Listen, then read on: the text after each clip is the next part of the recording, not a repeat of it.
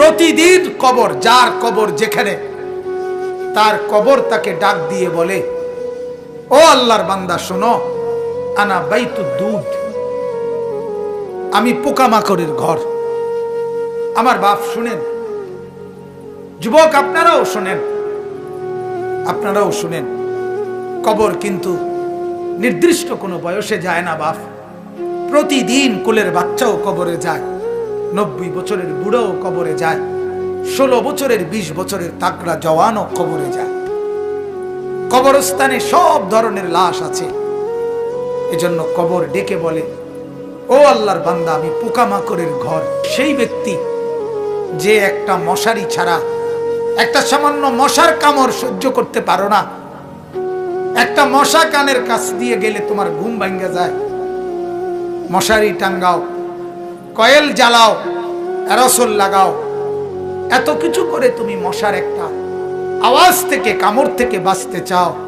হায় আল্লাহর বান্দা, তো বছরের পর বছর, শত শত বছর কবরের মধ্যে এই পোকামাকড়ের ঘরে কেমনে থাকবে?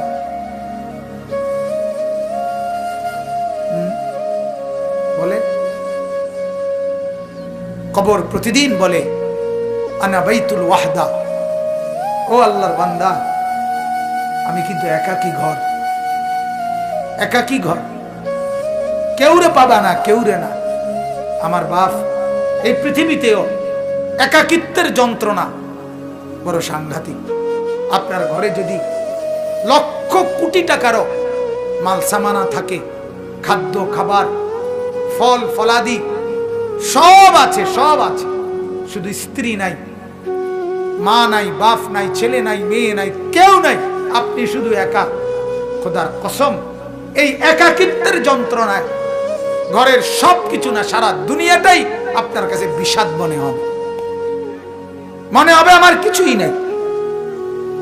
গত বছর আপনারা অনেকে শুনছেন হয়তো, এক ভদ্রলোক, ঢাকার শিল্পপতি, কোটি কোটি টাকার মালিক, গার্মেন্টস মেল ফ্যাক্টরির মালিক, ওই ভদ্রলোক একাকিত্বের কারণে, স্ত্রী নাই, ছেলে নাই, মেয়ে নাই, বিবিও দূরে সরে গেছে, ইউরোপ থাকে, ছেলেও থাকে বাহিরে, মেয়েও থাকে বাহিরে, একটা লোক নাই ফ্যামিলিতে।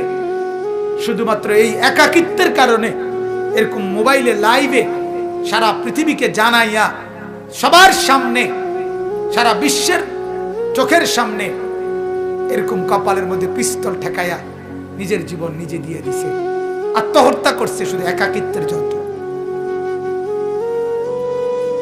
এজন্য কবর ডাক দিয়ে বলে, আনা বাইতুল ওয়াহদা, আমি একাকী ঘর, কাউকে পাবা না। আনা বাইতুল গুরবা, কবর বলে, ও আল্লাহর বান্দা, আমি অপরিচিত ঘর, কাউকে চিনবা না, ডানে বামে কিছুই বুঝবা না, মাটি ছাড়া আর কিছুই চিনবা না, আমি অপরিচিত ঘর। দুনিয়ার এক মানুষ আর এক মানুষের বাড়িতে গেলে মোটামুটি বুঝে, এই রুমটার সামনের রুম, প্লাস্টিকের দরজাওয়ালা, এটা একটা বাথরুম, চুলা টুলা দেখা যায়, ওইটা রান্নার ঘর, মোটামুটি মানুষ আইডিয়া করে। কিন্তু কবর বলে, দুনিয়ার কোনো ঘরের সাথে আমার এই ঘর মিলবে না বাপ, কোনো কিছুর সাথে এটা মিলাইতে পারবে না, অপরিচিত ঘর। আল্লাহ আমাকে মাফ করে দেন। এজন্য বাপ, অনুরোধ করছি, কবরের ফিকির করেন, কবরের ফিকির করেন। সাইয়্যিদুনা উসমান রাদিয়াল্লাহু তাআলা আনহু, হযরত উসমান নবীজির সাহাবী, উনি যখন কোন কবরের সামনে দাঁড়াইতেন, তখন তিনি এই পরিমাণ ফাবাকা, কাঁদতেন, হাত্তা ইয়াবুল্লা লিহিয়াতাহু, কাঁদতে কাঁদতে তার দাড়ি পর্যন্ত ভিজে যেত। অন্যরা জিজ্ঞাসা করতেন, ও আমিরুল মুমিনিন, কবর দেখলে আপনি এমন করেন কেন? তখন তিনি বললেন, তুমি জানো না, এটাই তো আখিরাতের প্রথম মঞ্জিল, আউয়ালু মানজিলিন মিন মানাজিলিল আখিরাহ, আখিরাতের প্রথম ঘর, প্রথম স্টেশন। মান নাজা মিনহু, এখান থেকে যে মুক্তি পাবে সে তো বাকি সব ঘাটিতে মুক্তি পাবে, এখানে যে আটকায়া যাবে সে তো সব ঘাটিতে আটকায়া যাবে। এই জন্য কবর দেখলে আমার ভয় হয়, না জানি আমার কবরে কি হবে, না জানি আমার কবরে কি হবে। হযরত ওমর রাদিয়াল্লাহু তাআলা আনহু, হযরত ওমর আমরা কিতাবে পড়ছি, ইন্তেকালের পূর্ব মুহূর্তে ওনাকে বর্ষা ছুরি দিয়ে আঘাত করা হয়েছিল এক কাফের বেঈমানে, নামাজ অবস্থায়, ফজরের নামাজ পড়া অবস্থায়। ওনার এমন হালাত হয়েছিল, 3 দিন উনি মুখ দিয়ে কোনো খাবার দিলে এদিক দিয়ে বের হয়ে যাইত, ওষুধ পানি সবকিছু। এইভাবে ছুরি দিয়ে গাই দিছে ওনাকে 8-10টা। এরপরেও হযরত ওমর রাদিয়াল্লাহু তাআলা এই অবস্থায় মুমূর্ষ, তখন তিনি চকির মধ্যে, খাটিয়ার মধ্যে ওনাকে শোয়াইছে, আর সবাই কাঁদতেছে। উনি তখন চোখের পানি ফেলে দিয়ে হযরত ওমর তার ছেলে আব্দুল্লাহকে বলছে, আব্দুল্লাহ, আমাকে তুমি চকির থেকে, খাটিয়ার থেকে মাটিতে নামাও, আমি কবরে যাব কিছুক্ষণের মধ্যে, আমারে মাটিতে নামাও, আমার গাল মাটির মধ্যে ঘষা লাগাও, দা খাদ্দি আলাল আরদ, আমার গাল মাটিতে রাখো, আমারে মাটিতে ফেলায় রাখো, আসা রব্বি আন ইয়ারহামানি, যেন আমার আল্লাহর একটু দয়া হয়, আল্লাহ যেন আমারে মাফ করে দেয়, যেন আল্লাহ বলতে না পারে, ওমর মরার সময়ও ঘাটে উঠতে রইছ, অহংকার করছিস, এটা যেন বলতে না পারে। এই ছিল সাহাবায়ে কেরামের ফিকির ভাইয়া, ফিকির। হ্যাঁ, হাদিসের মধ্যে আল্লাহর নবী সাল্লাল্লাহু আলাইহি ওয়াসাল্লাম বলছেন, কসম, হাদিস এটা, নবীজি বলেন, কোন নাফরমানের লাশ যখন কাঁধের মধ্যে করে কবরস্থানের দিকে নিয়ে যায়, এই পরিমাণ চিৎকার করে, এই পরিমাণ চিৎকার করে নাফরমান বলে, আল্লাহর দোহাই তোমাদের, আমার লাশ ওই কবরস্থানে নিও না, আমারে কবরে রাইখো না। আল্লাহর নবী সাল্লাল্লাহু আলাইহি সাল্লাম বলেন, মানুষ ব্যতীত আল্লাহর সব মাখলুক ওই চিৎকার শুনতে পায়, ওই চিৎকার শুনতে পায়। এই কবরে যাওয়ার আগে চিৎকার, লাশের চিৎকার। আল্লাহর নবী সাল্লাল্লাহু আলাইহি সাল্লাম বলেন, যদি ওই নাফরমানের চিৎকার তোমাদের কানে একবার শুনতা, তাহলে পৃথিবীর কোন মানুষ কোনদিন কারো লাশ খাটের মধ্যে কান্দে নিত না, কারণ যদি চিৎকার মারে এই ভয়ে, তাহলে রাস্তায় পড়ে থাকতো লাশ, কুকুর আর বিড়ালে খাইত। হাদিস আমার বাপ। অতএব কবরের ফিকির করে। আল্লাহর নবী সাল্লাল্লাহু আলাইহি ওয়াসাল্লাম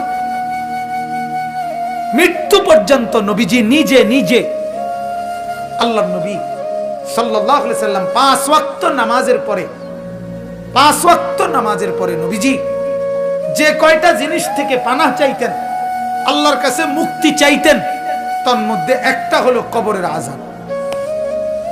আল্লাহুম্মা ইন্নী আউযু বিকা মিন আযাবিল কবর, আল্লাহ কবরের আযাব থেকে বাঁচান, অমিন ফিতনাতিল কবর, কবরের মুসিবত থেকে বাঁচান। আল্লাহর নবী সাল্লাল্লাহু আলাইহি সাল্লাম বলেন, কোন নাফরমান যখন কবরে প্রশ্নের জবাব দিতে পারবে না, তখন আল্লাহ তাআলার পক্ষ থেকে বলা হবে, ফাআফরিশুহু মিনান নার ওয়ালবাসুহু মিনান নার ওয়াফতাহু লাহু বাবান ইলান নার। ও ফেরেশতারা, এই নাফরমানের কবরে জাহান্নামের বিছানা বিছায় দাও, জাহান্নামের পোশাক পরায় দাও, জাহান্নাম বরাবর দরজা খুলে দাও। কিয়ামত পর্যন্ত এভাবে জাহান্নামের আগুনের পোশাক আর বিছানার মধ্যেই ধাউ ধাউ করে জ্বলবে। আল্লাহর নবী সাল্লাল্লাহু আলাইহি সাল্লাম বলেন, নাফরমানের কবরে এমন একজন ফেরেশতাকে পাঠানো হবে, যেই ফেরেশতা আমা ওয়া আসাম্মু, অন্ধ এবং বধির, চোখেও দেখে না, কানেও শোনে না, লোহার একটা মুগুর দিয়ে একটা বাড়ি মারবে, 7 তবক জমিনের নিচে দেবে যাবে, আবার উঠবে, আবার মারবে। আর ওই নাফরমান কবরে চিৎকার করবে, ভীষণ কান্নাকাটি করবে। কিন্তু ওই ফেরেশতা তো চোখেও দেখে না, কানেও শোনে না, তোমার চিল্লানি শুনবে কি? আল্লাহ আমাকে মাফ করে দেন। এজন্য রাত গভীরে আপনাদেরকে বললাম, ভাই আমাকেও বললাম, উসিকুম ওয়া ইয়া, আপনাদেরকেও নসিহত করছি, আমাকেও। প্রত্যেকে কবরের প্রস্তুতি নেই। আল্লাহ তাআলা বলছে, বান্দা কি হলো? বান্দা হলোটা কি?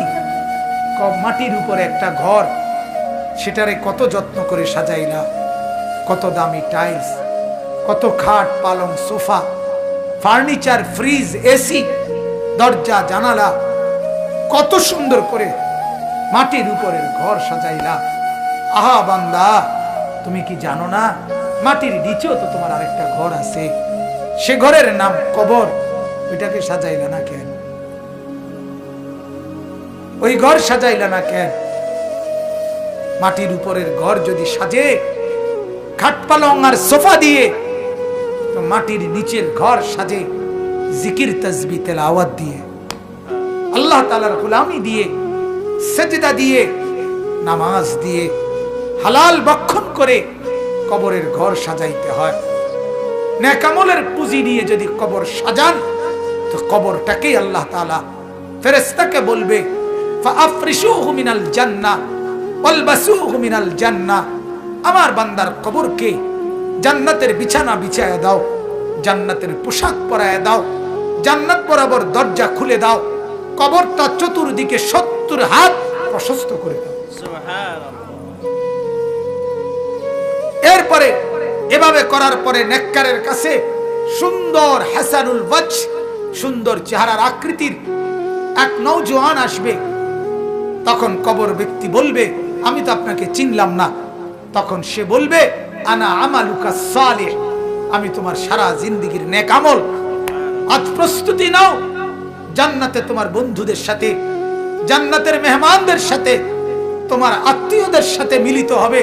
এটার খুশখবরই আমি তোমাকে দিতে আসছি।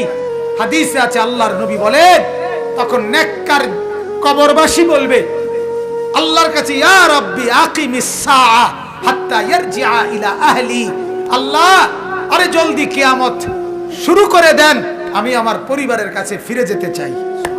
মানে জান্নাতে যেতে চাই, জান্নাতে যেতে চাই।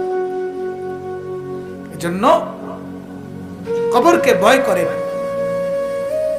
আপনি আমি প্রতিদিন দেখতেছি, প্রতিদিন মানুষ কবরে যায়, যায় কিনা বাপ? ওরা কেউ মরতে চায় নাই, কিন্তু মৃত্যু তাদের কাউকে রাখে নাই। কেউ মরতে চায় না, কেউ না।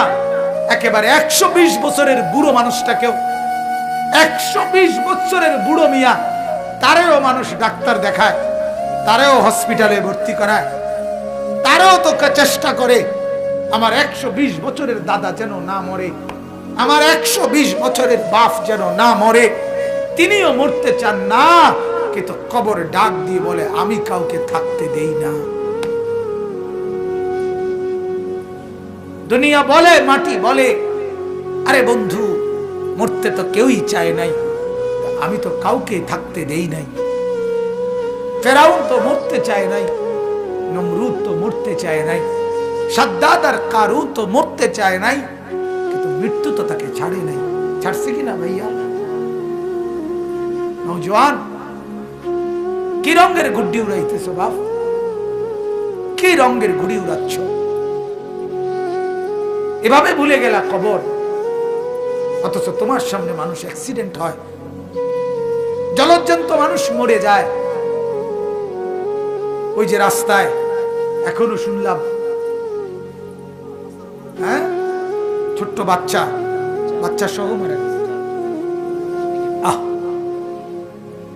এই তো আমাদের চান্দিনা রাস্তায়। আমার মাদ্রাসার হাফেজ সাহেব, আমার মাদ্রাসার উস্তাদ এখনো আছে, হাফেজ মামুন। তার বাবা, তার মা, তার 4 বছরের বোন ঢাকা থেকে আসতেছে, নরসিংদী গাড়ি ডিস্ট্রিক্টের সাথে লাগছে। মার কোলের থেকে বাপ কোলের ওই 4 বছরের মেয়েটারে নিজের কোলে লইছে, লইয়া জড়াইয়া ধরছে। এই সময় একটু পরেই এই ট্রাকে বাড়ি খেয়া বাপও মারা গেছে, কোলের বাচ্চাটাও মারা গেছে, মা বাইচে গেছে। আমার কাছে মনে হয়েছে যেন মা তার স্বামীর কোলে দিয়ে বলছে, ধরো তোমার বাচ্চাটাকে নিয়ে যাও তোমার সাথে। তাই রে বাপ, বলেন না, ছেলেদেরকে কে বুঝাবে? ওরা মনে করছে আমরা এত সকাল মরব না, আর কিছুদিন গুনাহ করি, আর কিছুদিন উলঙ্গ ছবি দেখি, আর কিছুদিন নাচ দেখি, ছবি দেখি, অশ্লীল বেহায়াপনা। আমাদের মা আর বোনেরা বুঝছে আরো কিছুদিন ফুর্তি করি, রূপ দেখাই, যৌবন দেখাই, রাস্তায় রাস্তায় লম্পটের ভোগের সামগ্রী, নজরের সামগ্রী হই। এই হলো আমাদের মা আর বোনেরা। টেলিভিশন ভুলায় দিছে ওদেরকে আখেরাত, কবর, নর্তকীর নাচ, উলঙ্গ ছবি, গান, বাদ্য, নাটক, সিনেমা, নাচ গান, ফুর্তি ভুলায় দিছে, ভুলায় দিছে। ঘূর্ণিঝড়ের পরের দিন আমি নরসিংদী গেছি, গিয়ে দেখি রাস্তার পাশে এরকম প্যান্ডেলের ভিতরে যুবক যুবতী ওপেন নাচতেছে, ডেক সেট বাজতেছে। আগের দিন ঘূর্ণিঝড়, অর্থাৎ ঘূর্ণিঝড় যে বিদায় নিছে এই কারণে খুশিতে আল্লাহর দুশমনরা কতক্ষণ নাচত। আল্লাহ আমাদেরকে মাফ করে দেন। অতএব আমার বাপ, আমি মনে করাই দিলাম, আমার জন্য আপনাদের জন্য কবরের সামান বানান, কবরের প্রস্তুতি নেন, কবরের কথা ভাবেন, মৃত্যুর কথা ভাবেন। আল্লাহ নবী সাল্লাল্লাহু আলাইহি সাল্লাম বলছেন, কাফা বিল মাউতে ওয়াইজান, ওয়াজের জন্য, ওয়াজ, এই যে এখন ওয়াজ মাহফিল না, এটা তো নবীজি বলছে ওয়াজের জন্য মৃত্যুর কথা বলা, মৃত্যুর স্মরণ, এটাই যথেষ্ট, এটাই সেরা ওয়াজ, যে মৃত্যুকে স্মরণ করা। অতএব আল্লাহ তাআলা কোরআনে বলছে, কুল ইন্নাল মাউতাল্লাযী তাফিররুনা মিনহু ফাইন্নাহু মুলাকীকুম, মৃত্যু থেকে তুমি যেখানেই পলায়ন করো না কেন, সে তোমার সাথে দেখা করবেই।